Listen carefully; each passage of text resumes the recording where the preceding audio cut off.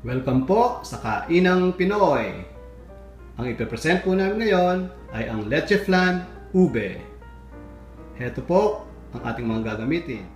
Sa isang linerong leche flan po, gagamit po tayo ng 3 itlog at yung ating pong ube, isang maliit na lata ng evaporated milk, condensed milk, kalahati lang po ang gagamitin natin dyan. At para sa ating caramel topping, gagamit po tayo ng brown sugar. Yan din po yung arnibal. Unang step po, ilalaga po muna natin yung ating mga ube.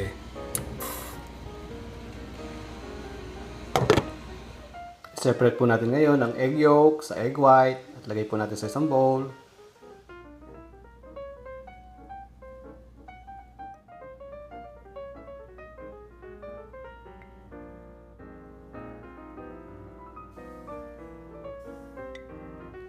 Ilagay po natin ngayon yung mga gatas. Evaporated milk, kalahati lang po nung condensed milk. Batin po natin ngayon ito hanggang ma-reach natin yung consistency na gusto natin.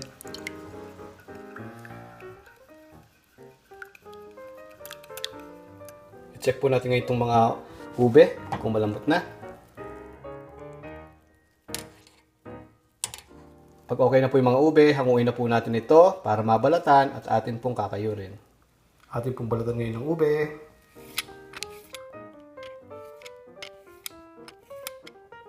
After pong mabalatan itong mga ube, atin naman po itong kakayurin.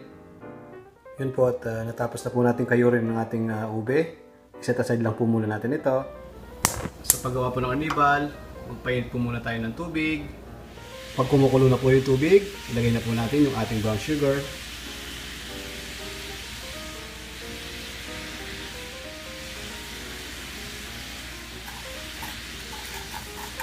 Kaya lang po natin itong mag-caramelize.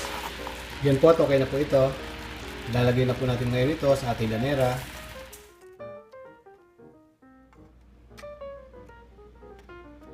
Kaya lang po natin ngayon dumikit sa lanera and we'll wait for 5 minutes. Okay na po itong ating arnibal. Ilagay na po natin ang ating kinayod na ube.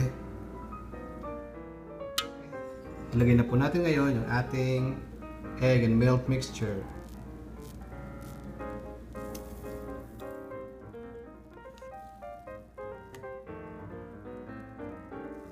Yan po, hayaan po muna natin ito for 30 minutes bago natin ilagyan ng foil for steaming.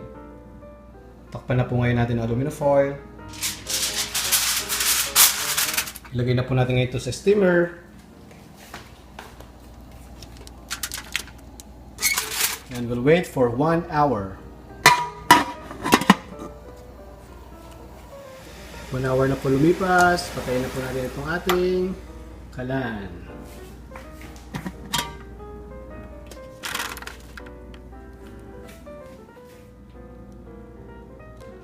Ipin po natin ngayon ito. Wow! Palamigin po muna natin ito bago natin lagay sa fridge.